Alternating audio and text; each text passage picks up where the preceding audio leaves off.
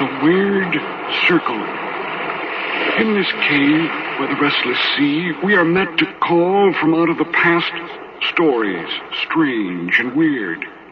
Bellkeeper, toll the bell, so that all may know we are gathered again in the Weird Crcle.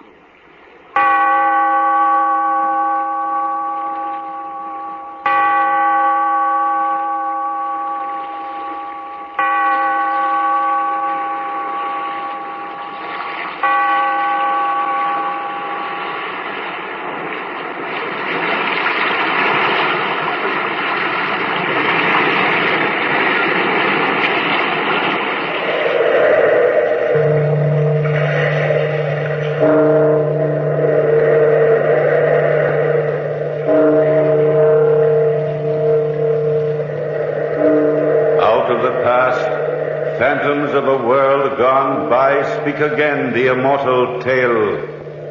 A terrible night.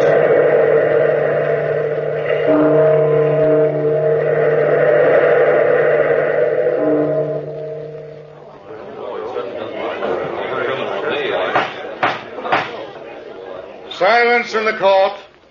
Next witness, please. If Your Honor, please. The next witness is Charles Castar, the defendant in this case. Will Mr. Castar please take the stand? Silence in the court. Place your left hand on the Bible. Do you swear to tell the truth, the whole truth, and nothing but the truth? I do. Suppose, Mr. Castar, you tell this court your story in your own words. From the very beginning? Don't be afraid. From the very beginning. Well, I don't know where to start, to be honest. I feel like a man that's drowning. I guess it started the night my wife, Bertha, and her brother, Dick Linton, were helping me to pack my suitcase. Dick and I were preparing to go on a hunting trip in Canada, in the northwest section, when... And don't forget to put the compass in, Charlie. A hunting man needs a compass, you know. Sure he does. Keeps him from getting lost. See how bright my wife is, Dick? She knows all the answers. I didn't mean it that way. I know, Bertha, I know. It's just that when a gal's brother and husband go gallivanting off on a hunting trip to the North Woods, a gal wants to know they're coming back safe. You worry about Charles, Bertha. You know me. I never get lost. You remember the camping trips we used to take when we were kids? You were a Boy Scout then, Dick. He's no Boy Scout now. Hey. Well, let's see, darling. Have I got everything packed in here? Yes, dear, everything. Woolen underwear? You're a lucky man to have a wife gun like my cartridges? sister, Charles. For both guns? Mm-hmm. The cartridges for the hunting gun are in the rear pocket of this suitcase. And for the .38, they're in your holster. Oh, good girl. Where's your suitcase, Dick? Oh, it's checked at the station. Hey, what time is it? Well, it's almost 10 p.m. Oh, we better be going along, darling. I like to catch my trains with ease. I'll help you close the suitcase, Charles. The best suitcase sitter-runner in the world. Yeah, I see what you mean. Yeah, there, that does it. You can get off now. Have a nice trip, both of you. Bring back at least 2 dozen deer. Oh, at least, sis. Bye, honey. Bye. Oh, don't forget your muffler, darling. It's in the closet downstairs. And please be careful. When little boys play with guns, well, you know how dangerous guns can be. So, we left, Dick and I. We took the express to Montreal and then traveled by train west of the Hudson Bay to the Northwest Territory, specifically to a small town known as Fort Ray. What equipment we hadn't already purchased, we purchased there, mostly food provisions and plenty of coffee. Then, on the morning of September 3rd, Dick and I started out, on foot. It was a clear, brisk morning, and the air was alive with sounds. Birds chirping, the constant crunch of leaves underfoot. We were both in high spirits, as Dick said. Oh, this is the life, old boy. This is what a man needs. To get away from civilization and breathe again. Yeah, back to nature. Mm-hmm. Back to nature's right. You know, there's something the matter with modern civilization. You get all jogged up inside. Begin to think all sorts of strange things. Strange, Dick? In what way? Oh, morbid thoughts. Hating yourself, hating everybody else, hating the world. You know, that's bad for a writer. His work becomes bitter, and he pours the gall out in words. Paints the world he sees in gray overtones. You mean like that last story you sold? Yeah. It was a depressing story, but that was my mood. Both you and Bertha have morbid emotional streaks. Well, Sis and I are very much alike in many ways. funny, my marrying Bertha? What's so funny about it? You know, I engineered it. You did? Why? Well, Bertha and I have always been pretty close, you know. Much closer than ordinary brother and sister. I didn't want to see her marry some clerk. Well, thanks, Dick. You be my roommate at college. I got to know you pretty well. Yes, Sis and I have the same likes and dislikes, and I just knew you were right for her. You mean to tell me I didn't have anything at all to say about it? Sort of. Sort of. Well, Bertha's beauty, her chemistry, if you like, and youth took care of the rest. You sound like an old man airing philosophy. I told you, I've been civilized too long. You've been a bachelor too long. I think I'll dig up a nice young girl for you. Marriage is a sensation, Dick. Well worth a try. Well, I don't quite like the idea of digging up a girl for me. Sounds like she's been buried already. Here, we turn this way. To the north now. Are you sure? Of course I'm sure. I know these north woods like a... like a book. Yes, like a book. You'll never get lost with me. We'll be at the next fort by 6 this evening. I still think we ought to have taken a guide along. Oh, nonsense. There's nothing to worry about. Nothing to worry about at all. Just stick to Dick Linton and you can't go wrong. Nothing to worry about. That's the way writers are. So sure of themselves. Except they ought to stick to paper and pencil, not to their memories of North Woods.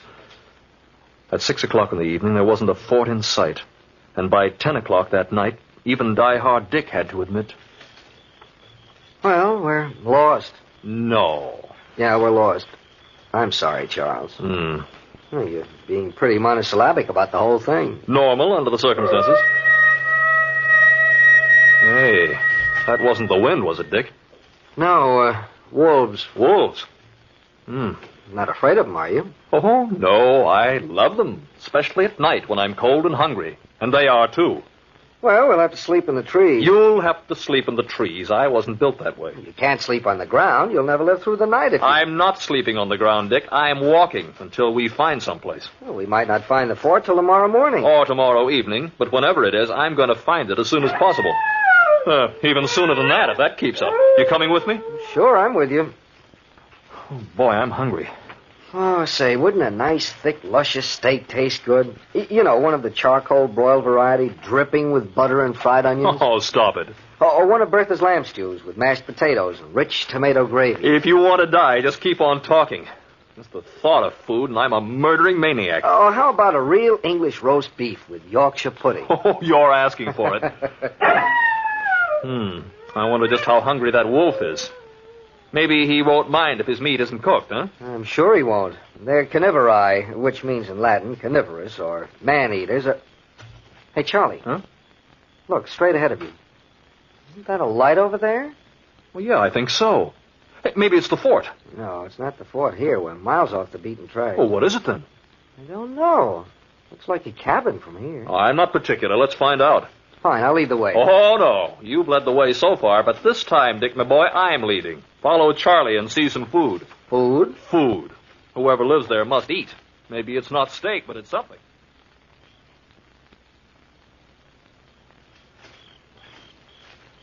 It is a cabin, all right. Shall I knock on the door? Well, you can't get in any other way. Who can't? This rickety old shack could be blown down by a good strong breath. Funny-looking place, isn't it? I'm not amused. Knock on the door. Such a timid knock. My hand's numb. Yeah, well, try it again. Hope this guy's friendly. Uh-oh. Our friends are sniffing about again. And I don't look at all well in tomato sauce. Oh, Evening. Something I can do for you, gentlemen? We managed to... We hope to find some place to stay for the night, sir. We're completely off the beaten track. You don't say. Come in. Come in, gentlemen. Yes. I'd be delighted to put you up this evening if you don't mind sleeping on the floor in the attic. Well, at this point, we don't mind anything. Don't you? My name's Charles Costar, sir, and my friend is Dick Linton. How do you do? Yeah. My name is Joel. Just Joel. At least, they used to call me Joel. Have you eaten yet this evening? No, as a matter of fact, and we're starving. Come in and sit down, and I'll fix you some dinner. That is, if you don't mind my meager rations. Oh, we don't mind anything at this point. Do we, Dick? Oh, no, definitely not. There's an old American saying, food is food. Let's eat, huh? I'll fry some deer steak for you, and I've some wine. Oh, wonderful. Tell me, Mr. Joel, do you live here all alone? Unfortunately, yes. You see, I'm an outcast from your society. Let a man be different, and automatically he becomes an outcast. Yeah, there's something in what you say. Let him look a little different, or think a little different, or speak a little different. And he becomes a marked man. The individual is not allowed the privilege of individuality. Mankind doesn't permit it. Oh, I don't think so, really. Don't you? I'll just set the table, and you can sit down over here and eat. Come along, Charles. I can prove my point. Now, look at me. I'm different. Larger than most men, I unfortunately grew too tall. And I'm too ugly for the average man to stomach. I was hated. Yes, hated by your civilization and feared too. Not because I was cruel or vindictive or dishonest, but because I was different. Yes, I'm a giant in stature. Well, Don't feel badly for me. I've had my revenge on society, and I'll have even more revenge on little people like yourselves. Yes. It's quite understandable that you feel that way. Gentlemen, before you sit down to dinner, allow me to hang your hunting guns up here. They'll bother you if you carry them around. Oh, well, we really don't mind. I mind. Your hunting gun, sir. And your hunting gun? There. Now I've both. I'll just hang them up here. You say you live alone, Joel? Yes. That shoe in the corner, that was never your shoe. It's too small for you. You're very observant, Mr. Linton. No, that wasn't my shoe. I found it in the forest one day and brought it home for the purpose of remaking it, like that coat hanging over there. Found a coat and a shoe lying in this outlandish district? Yes, a coat and a shoe. Of course, they were on a man, but he was dead. He died of... I don't quite know what he died of. His legs had been gnawed off by some prowling beasts. Oh, he must have become lost out here, like ourselves, huh? Exactly like yourselves, gentlemen. Exactly like yourselves. Dinner's ready.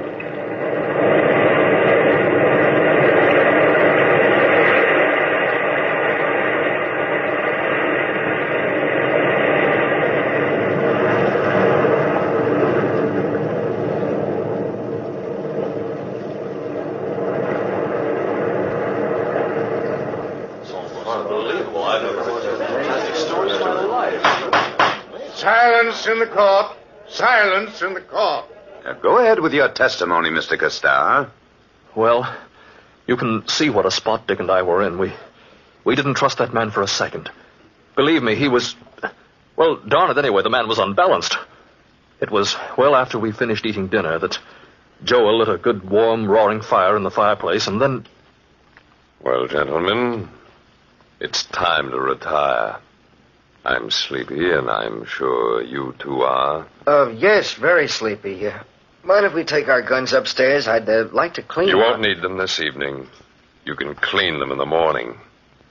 Come along, please. Come on, Charlie. Yeah, I'm right behind you, Dick. Be careful of this stepladder. It's rickety, to say the least. So I notice, yeah. I'll go first and get the blankets out.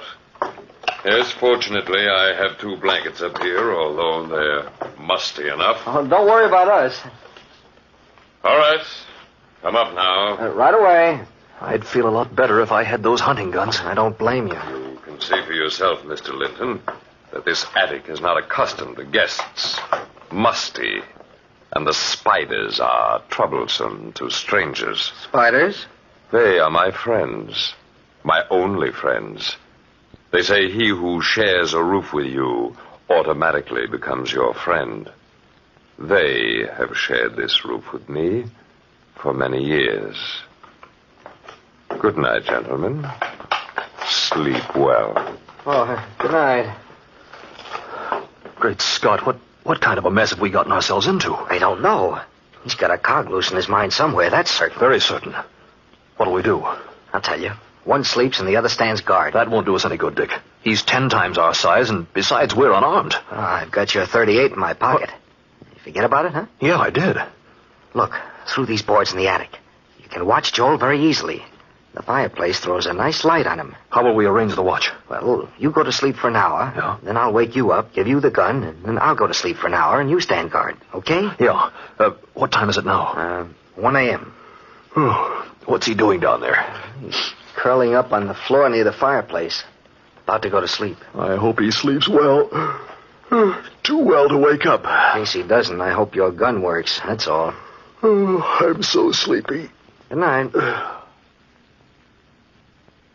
Proceed, Mr. Costello. Yes, I put my head on the floor and slept. But I slept a troubled sleep, a restless sleep, and my hands kept clawing the floor, a floor that was alive with insect life. Then, no sooner had I put my head on the floor than it seemed Dick nudged me. Wake up, it's 2 a.m. Huh? Oh, okay. What happened? Nothing. It's your turn now. Oh, I'm really licked. Really licked. So much walking and then all this. He was quite right. All this. He lay down on the floor, and soon he was sound asleep. Sleeping like he was drugged. Poor Dick was all in. I sat upright, concentrating on sitting upright, to keep my eyes from closing. I was so tired, and my blood ran cold as I kept my eyes glued to the still figure which lay beneath us. The hut was so quiet that my wristwatch sounded like the beating of tom-toms in that silence. Tick, tick, tick, beating off the seconds, perhaps slicing off the seconds left of our lives. And I waited and watched. Then suddenly the huge figure beneath me stretched his huge form in front of the fireplace and yawned. His large, expressionless eyes sought mine through the planks of the floor, and I thought for a moment he saw me sitting there. Perhaps my crouched figure in the attic somehow threw a shadow down on the floor of the hut below. Then he arose, cat-like. That huge form arose gracefully and quietly. He eased himself up and walked to the door, as if listening for someone or something. Then, just as quietly, he opened the door and... Yes? Yes, come back shortly. He said, come back shortly. Who was he talking to? And what was he talking about? Come back. Come back to murder us. He shut the door just as gently as he opened it. And then returning to the place before the fire, he again curled up near the warmth of the blaze. I glanced down at my watch. It was 3 o'clock. I nudged Dick, gently at first, and then harder. Dick, your turn. Dick, wake up. Oh, we're up so soon. Yes. Here's the gun. Okay, I'm awake. Anything happened? Listen, he's got an accomplice. What? Somebody was standing outside the door a while back. He told him to come back shortly. That explains the small shoe, maybe. Maybe. Oh, I'm so tired, I don't think I can sleep. I don't think I can sleep. You'll sleep. Just relax. I don't think so. Really,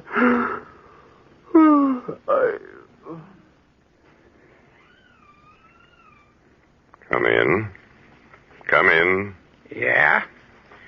Are they asleep now? Yes, fast asleep, the poor fools. One of them thought he could stay awake. I could see them taking turns staying awake. But I put enough dope in their wine to knock them out completely. Have they much money with them? Who knows? But whatever they have, we need. Here. Give me that log you brought in. Here you are. Now I'll splinter it like this and light one end of it. Nothing like this wood burning to dope them completely. What'll we do with them later? Put them outside for the animals. I'll wait down here for you. You go upstairs. I won't be long. These things never take very long. Dick, give me the gun. Give me the gun. Dick, have you fallen asleep? Dick, wake up. Dick, are you doped? Dick, he's coming at us. Give me the gun. Give me the gun. Please, Dick, give me the gun. There, I've got the gun now. You're laughing at me. You're laughing. Time to wake up now for the last time. No, take this. There, that's got you. Where's your friend? Where's the little man? Dick, help me find the little man now. Help me. Dick!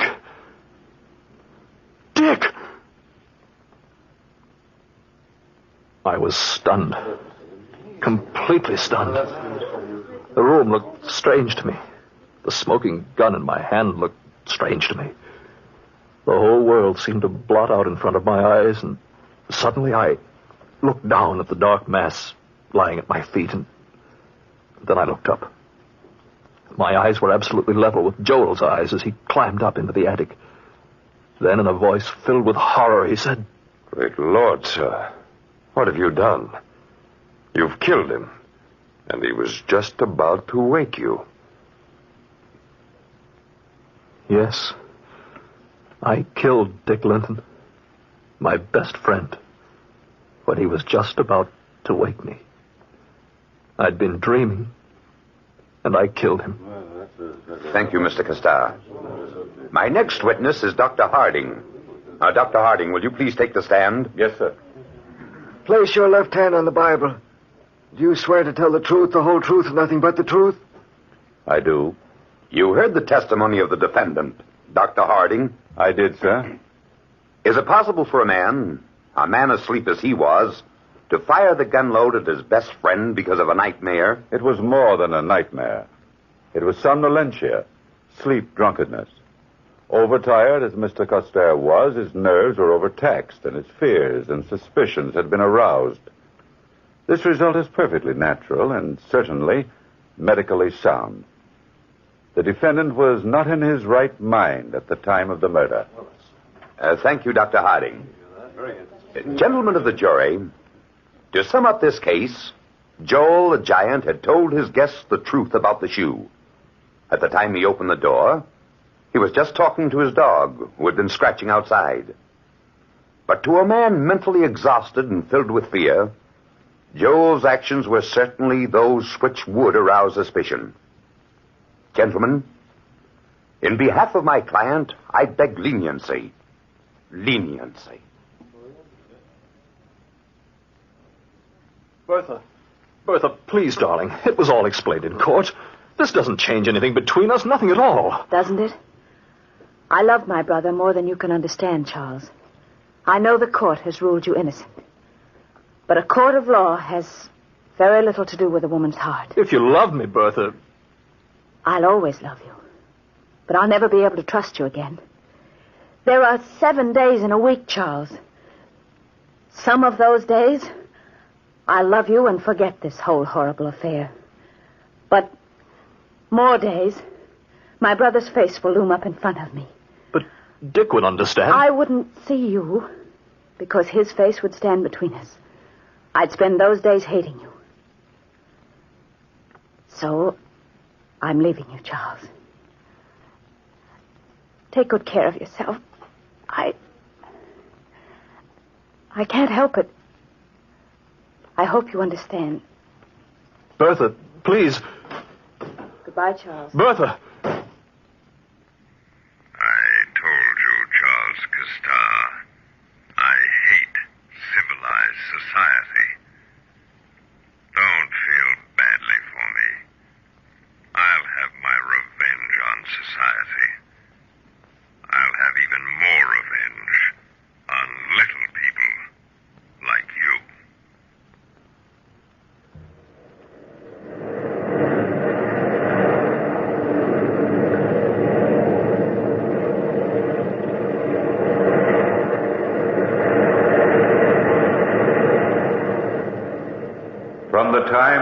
worn pages of the past, we have brought to you the story, A Terrible Night. Bellkeeper, toll the bell.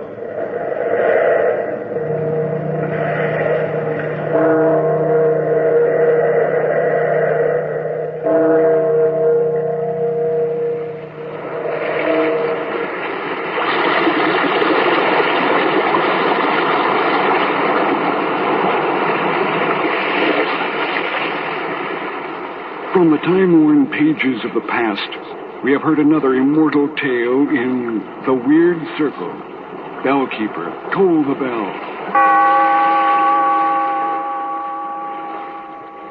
Be here in this lonely cave by the restless sea once again next time for another immortal tale in The Weird Crcle.